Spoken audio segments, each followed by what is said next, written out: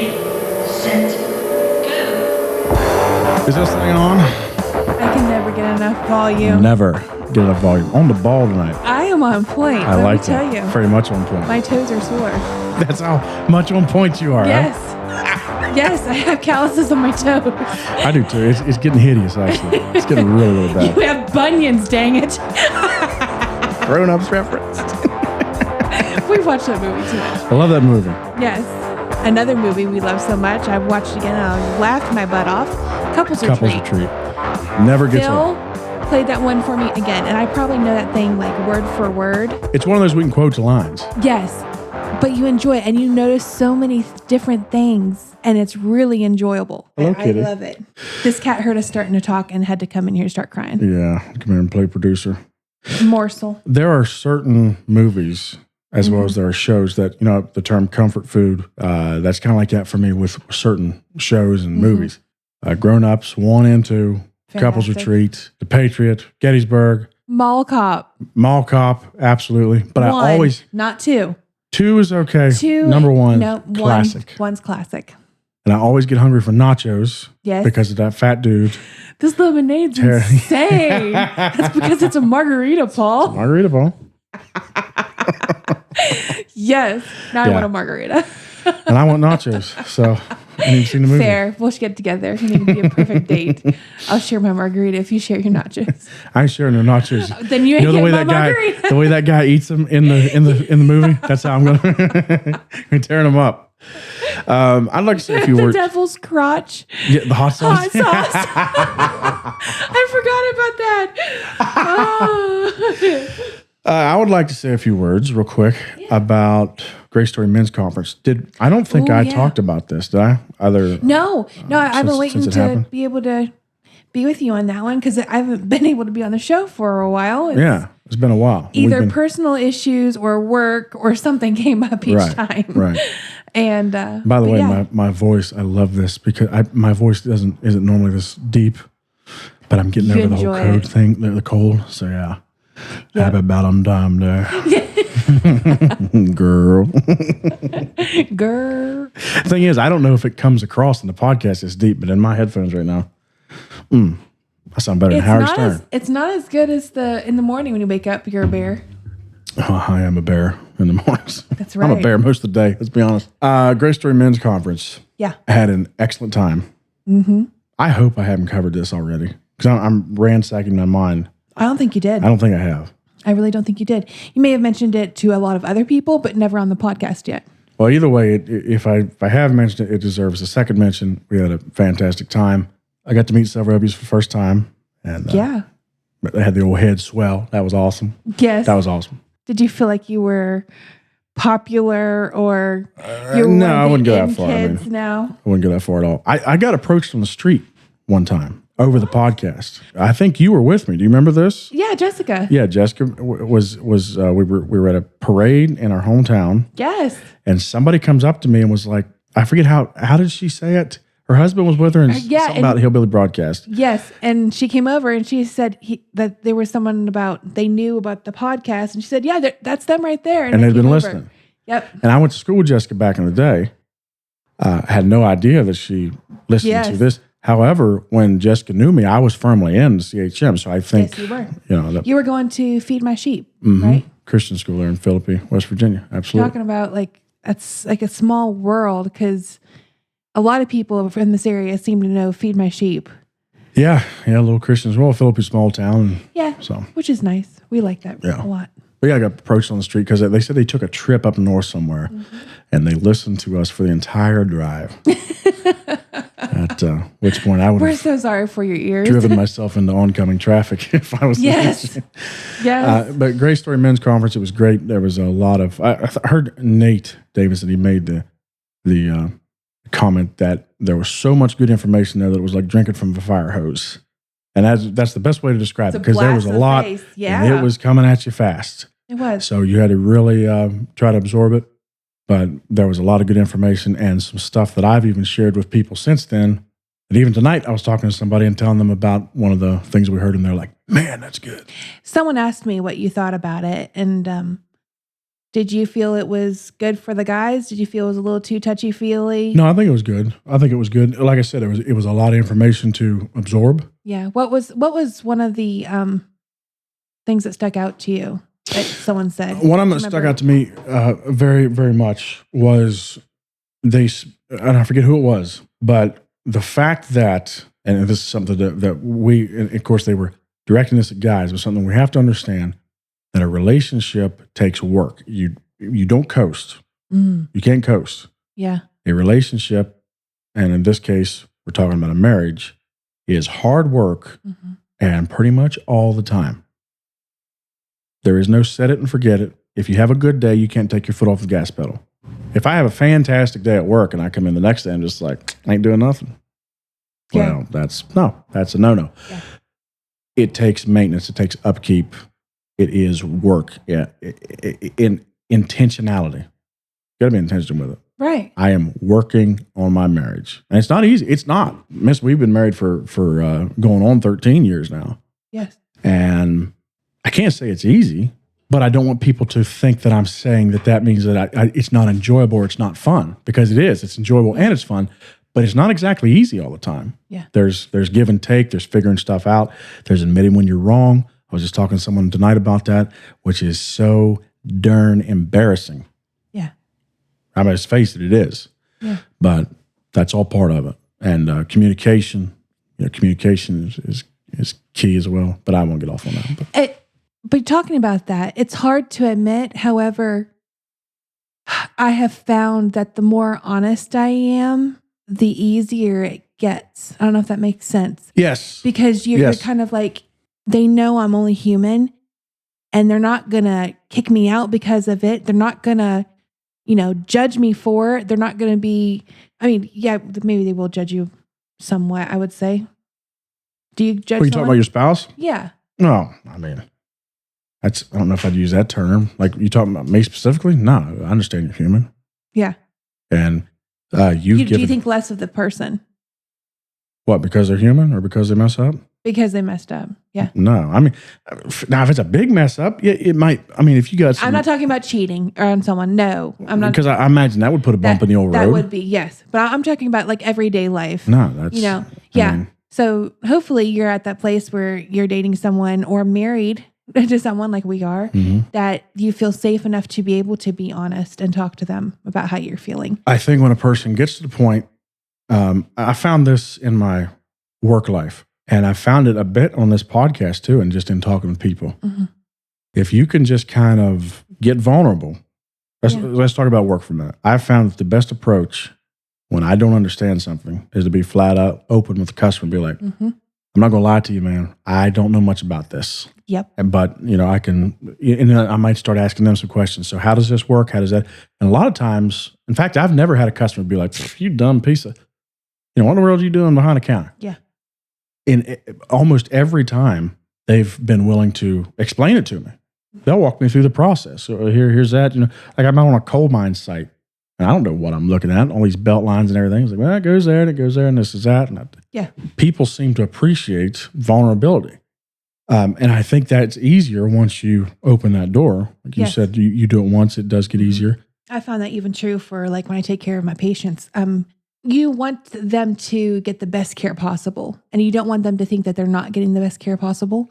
Right. However, there does come a time that if you don't know something, it's okay to say it, because your patient will realize you're only human and you're not going to know everything. I'm not a robot. I'm not Google, but I can sure provide you better care than what Google can. Sure. So if they want someone who will be honest with them, and I've been patient advocate straight up. I've been there. I've had to take care of my patient in a way that I would want someone else to take care of me and speak up for me. So when it comes to having, the doctors coming in, and yes, they go to school for a long time, but I think having that person who can tell you how they're feeling and stuff and what their thoughts are on something really, really is important. Yeah. It's really important. Openness and honesty it's appealing. Yes, it is. Some of the stuff that I've said about myself on this show is not exactly the most flattering information to be out there about old Phil. It's not the picture that you really want created of yourself. No, not in my vanity. No, it's Yes. like, no, I want everybody to. It's guys, we're tough, we're cool, we're all this and the other. But there's some stuff that I think that I wanted to put out there, like in the episode, which several people have mentioned when I've talked with them about why I left the CHM. Mm-hmm. Well, I try my best to paint an honest picture of myself and how ugly I was and the things I believed in and how I treated people and all that. But even though it can be embarrassing, it can be kind of hard to just put that all out there. I still think it's the best way to go about it because it's just be honest. It's so interesting though, because like talking about that briefly, you are painting yourself in a horrible light when having that idea of yourself was the thing back in the CHM. What was okay in the CHM, that horrible attitude that you had, but whenever you leave, you realize just how disgusting it is. A lot of people are not going to see this comparison, but I think something or somebody that had an influence on me really liking it when somebody's just flat out open and honest about something, right? Just laying it out there, raw, whatever you want to call it.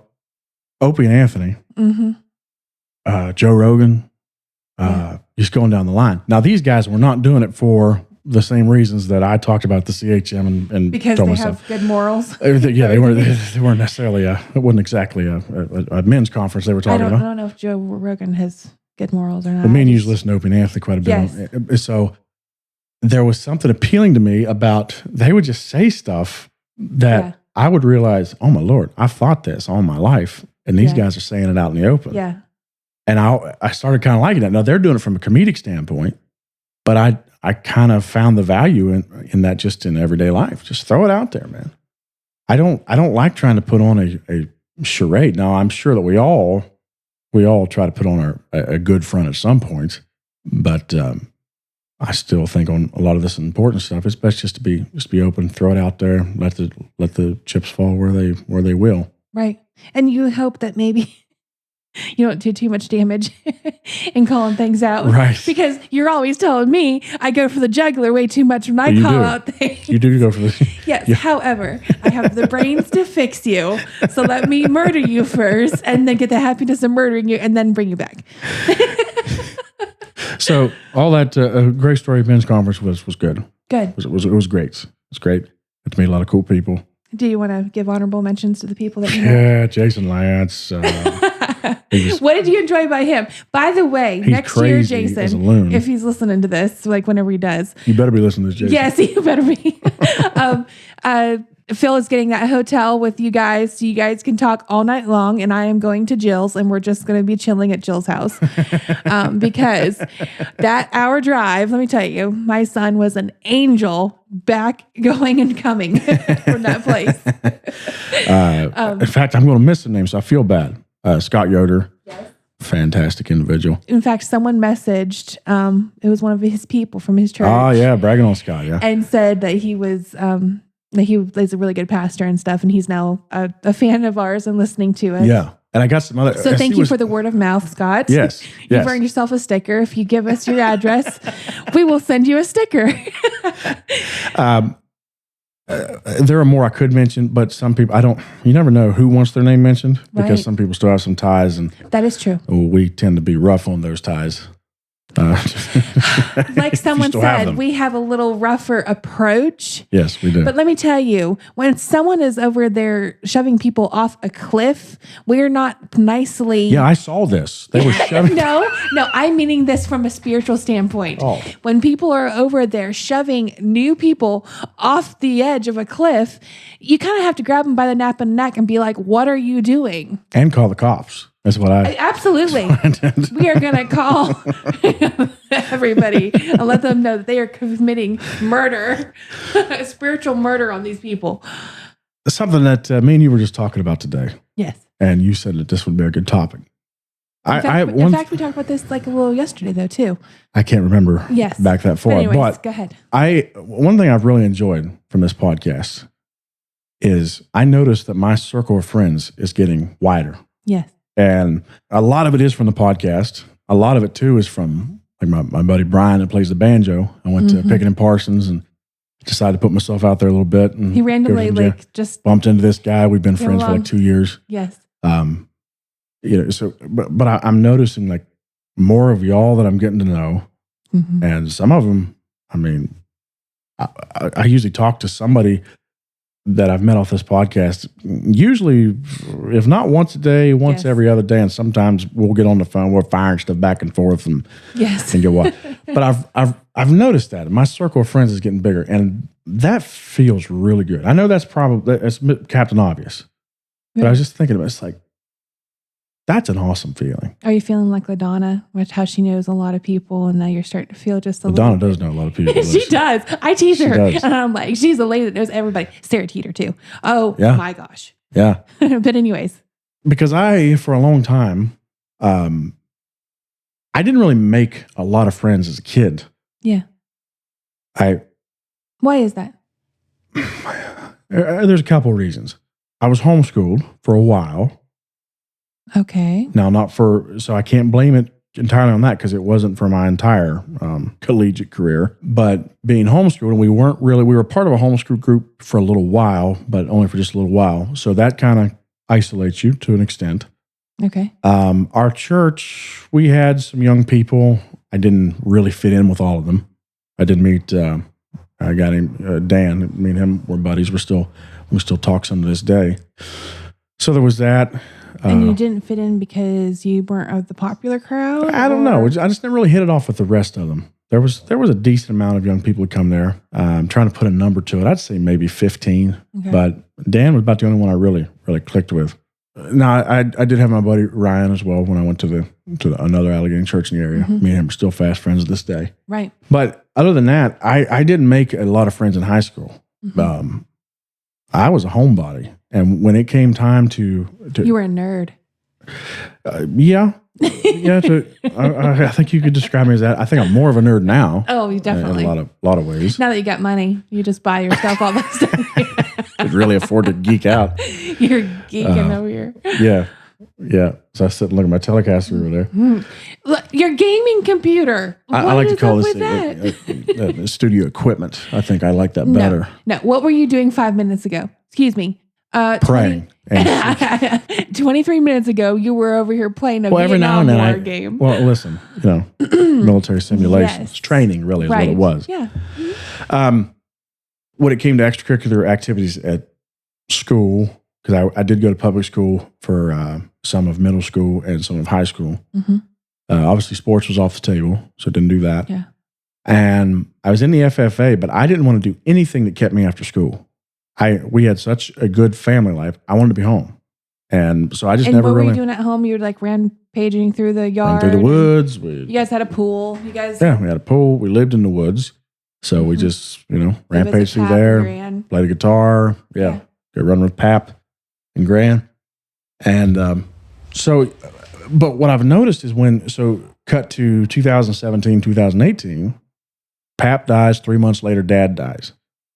Well, when somebody exits the family in that fashion, a lot of times acquaintances that you only had through them, they drop off as well. Yeah, you're right. Sometimes it's vicious and nasty, and you might be at odds with them, and sometimes it's not that. It's just you're fighting over belongings. Well, there's always whenever somebody dies, there can be that issue. Right. But sometimes people get vicious and you fight. And then other times it's just that common bond that you had is gone. So your that person was what you had in common, was that person. Yeah. Yeah. And so the circle will shrink. And that's been kind of I won't say a panicky feeling of mine, but that set in for a little while where I'm like, oh my Lord, this is something you got to deal with. Because it's not just, you don't just go make a close friend overnight, No. But, I've really enjoyed watching my circle of people that I call friends, and I would hope they would feel the same way about me. But it's getting bigger, and I really, really like that. Yeah. I really, really like that. It does help that you even have some friends, though, that are outside the CHM now. Oh, yes. Because that does kind of make things a little different, too. Because you're talking about making friends. In my brain, I go back to what it was like in the summer times at the CHM gatherings. Oh yeah. It was kind of the big highlight of the summer. And you were all excited because, you'd see all the boys, and then you'd see all your girlfriends, and then you'd see like different people. And the food was always like the number one thing at the snack shack. And like the youth service was always a fun time. And so looking at my childhood, I wasn't the popular girl. At least I don't think I was. I've had different people tell me I was, but I didn't think so. I tried to be friends with everybody. Yeah. And I enjoyed that because you really did get to feel who wanted to be your friend for you and who just wanted to be your friend because you were friends with this person or that person. Yeah, sure. And I got to get those feelers out there and be like, okay, so you're just after my brother. That's the only reason why you're friends with me. You're after this girl. So that's the reason why you're friends with me. And you got to see like who was the drama in all of it. And you got to see who were the ones that actually were the spark of fun times that you would see throughout it. Like, there's those ones that are, they're always a good time.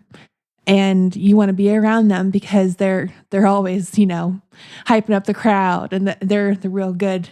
Church camp, that was a big part of our social life because I still have, I'm thinking of one right now, friends that I made at Clinton Camp that to this day will still occasionally check up on each other and stuff. Yeah. That was a big part of the whole social life. Now, it was always hard because you couldn't really keep that friendship up during the year because they were usually always all long distance.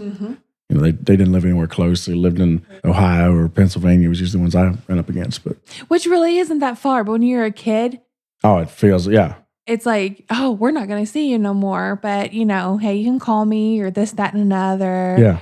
And I'm like, what? Yeah, when you're a kid. And now that we're adults, we're like, you were only 2 hours away from me. Yeah. Like, it feels different, doesn't it? It does. Well, when you're a kid and you're not your family's not the most well off in the financial department, it does. Gas is expensive. Gas, sure. Yeah, absolutely. Yeah, that's a big barrier for relationship. It is. That's true. That's when the pen pals came out, and then the phone calls. Yeah, as time moved along, he was able to talk on the phone. But when you're like 10 or 11, that was a no go then. I still think about some friendships that I had. And I say had because they are no more. I think sometimes I've reached out to this person and they've never reached back. And it feels a little sad because they've chosen who they want to associate with, and I am not that person. And so it's very interesting because you really feel like almost betrayed because you were really good friends at one time. Yeah, I understand that. So it's really interesting. Yeah, it's funny how that it's really not funny, but it's interesting to see how stuff like that plays out over time. And it does, some of it, man, could just change so drastically. And for me, it was not connected just anymore. The fact that I had a happy relationship. That was what turned them off? Yes. Really? Yeah. It really, really made me sad. It really did, because the moving on thing, and you're no longer their best friend, and you're no longer like the one that you tell everything to. She couldn't get used to that. She never had that. It was hard for her to let go. And so she felt betrayed. There are some people that want to be the only friend. Oh, yeah. Right? Yeah. Oh, yeah. Yeah, I've seen that over the years. But by being that only friend, because we talk about hanging out with certain people all the time. But by being that only friend, they're the ones that you tell everything to. You're their world and they're yours. So you feel kind of like, this is how my world is turning. We have, the sun revolve around the moon, Sure. I know it doesn't happen like that, but we're all revolving around each other, and we're all in this circle, and that's how we want to live things. But whenever you start adding other things to it, it kind of becomes a bigger circle, and they don't like that. They're not comfortable with it. Yeah. Some people don't mesh well with others. Yeah. Absolutely. I saw you were making some notes a little bit ago when we were getting ready to do this podcast. Yeah. What you got over there? Well, I kind of wanted to talk about, like, how do you pick your friends? Like, what is something that is like a must for you when it comes to picking friends? For me, picking friends. Yes. Like, what was it about Canaan that made you think, all right, so maybe he might be a cool friend to have. He was attractive as could be. I don't think I pick friends. They just pick you? The situation just arises. I don't feel like we pick one another. That's the way my experience usually is. Okay. So you think they just happen along? They just get stuck in a rut and then they just stay there? Just for whatever reason, we're in the same area at the same time. We'll start talking about something. Or somehow we hit it off. And like with me and my buddy Brian, we're both at a festival. I'm standing around there watching a group of guys jam, and he's there as well. We start talking. We bump into each other a little bit later. Wind up, hey man, I live here. Well, I live fairly, not too far from you. Let's get together and jam. So you have to have, there's like certain common interests. Oh yeah, there's going to be, I think common interest is probably a must. Yeah. Maybe. I'll have to think that over a bit. So what about like when it comes to religion? Do you think that makes a difference? For friends, no. Now, close friends, I think it definitely plays a part. But just to say, hey, I have an acquaintance or just a friend that no, I don't think the religion necessarily plays a part. Yeah. I got some guys at work that I'm definitely getting closer to, to the point where we'll occasionally call each other on a Saturday or something. We very rarely talk religion with one another. Mm-hmm. I know it's like, for me, it's really important that I have someone who, one, I can be myself with. And I can just be like, this is how I feel about it. And if you don't like it, that's okay. And you got to be okay with it. I'm not hurting you. That's my decision on things. And this is how I feel about something. And they're allowed to have their own opinion about things. I think it gets really, really interesting whenever this whole friendship thing has to be, well, you have to like the color blue too. And I don't like that. I don't like that at all. Yeah. I like liking the color green. And if you want to tell me you like the color pink, that's fine. You can like the color pink all you want, because let me tell you, we can make some beautiful colors. We can have a beautiful bouquet of roses. We don't have to be all the same color of roses. We can be different colors. And by liking different things, like, it helps to broaden your view of the world too, because like you're going to like certain things. Let's say you like Chinese all the time and I like Italian. Well, I'd like to try yours at some point. And you have to have that open door. I just bumped the mic. You have to have that open door of being able to be open to welcome to try other things. Yeah. When you have that judgmental spirit of like, well, you can't do that because it's not blue. Like everybody has to be that cookie cutter, and I don't like that type of attitude. Yeah, somebody that tries to put you into a mold, it's not going to be somebody that I would be. So that's another thing you would add. It's not going to jive. Your picking of friends kind of. Yeah, but that, to me, that just all kind of happens naturally. I figured that out. That makes you not the friend list. You become an acquaintance. Moving on. That's true. There is kind of a list. There's a difference between friends and acquaintances. Yes, there is. Yeah, you've been demoted from friend to acquaintance. Yeah. I think it's really important too for me that when it comes to my close friends, I have someone that I can actually talk to about my personal walk with God and, my relationships with others. To me, that's kind of a big thing, because if they don't understand where I am or what I believe spiritually, that is a really big factor for me, because if you're not able to get on the same page with me, I'm not saying you have the same convictions as I do, but you have to know Jesus as your Savior. That's the number one thing for me before I start taking any advice from anybody. I think that's one reason why, when I said my circle of friends feels like it's growing, mainly because of the podcast, is many of these people that I'm meeting have that shared background. That's the commonality that we have, right? At least right off the bat. And so we'll start talking about that. Then we realize, hey, this guy plays music too, or this guy likes, whatever politician or whatever show that I listen to, or music that I listen to. And so it kind of builds from there. But for me to have friends, it's not like criteria, hey, you must be a Christian, because I like talking with people too that I disagree with. Sure. And I don't think there's anything wrong with that, but I do get what you're saying as well. Somebody that you're really going to put it all out there for, and really confide in someone. Yeah, that shared faith is a biggie there. Yeah, because that faith influences your whole worldview. It does, exactly. I just thought of something funny that you can call it. Your circle of friends. What's You are that? now, that's your Knights of the Round Table. I thought that was good. I hadn't got to use that button in a while. Do you so- have it? It's true. And why do you have to use it on me? Well, You're always using car crash on me, it seems like. Am I that much of a wreck? what else do you have on your paper over there? I had what the Bible says about picking friends. And you can talk about Hit me with a that because I lot might be of different completely off things. base. The first one, it says, make smart friends. And that's from Proverbs 27:17. Iron sharpens iron. That is very important to me. That iron sharpening iron thing. Me and my Asian buddy of mine, we talk about that different times. And I've told him, I said, I value our conversations because we do that. Right. We do that to one another. Right. And he said vice versa as well, that he enjoys it because he's hit me with something that I'm like, I don't know, but I got to think through it. Mm-hmm. I have to. Same thing with Glenn Asbury. Sure. Glenn's Catholic. I'm obviously not, but iron sharpens iron, and Glenn makes me think because if I want to be honest with myself and have answers to things, when Glenn says something, I'm like, all right, well, now I got to think about this. Yeah. It might make you uncomfortable in the moment because it makes you unsure of yourself. All of a sudden, you're like, well, maybe I ain't got all the answers, but then you work for it and sharpen. Yeah. The Bible verse says, "Iron sharpeneth iron, as one man sharpens another." Mm-hmm.